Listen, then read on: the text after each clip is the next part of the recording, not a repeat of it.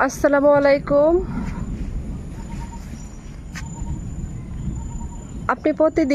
আমি প্রতিদিন বলবো যে প্রত্যেকটা দিন আমাদের শুভ হোক, শুভ হোক, শুভ হোক। আমাদের জীবনে প্রত্যেকটা জীবনেরই কিছু না কিছু সমস্যা আছে, ফেস করতে হয়।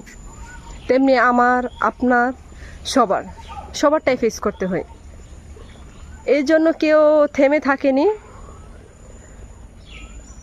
কারো কোনো কিছু ক্ষতি হয়েছে, আবার অনেকটা বেশি, অনেকটা কম।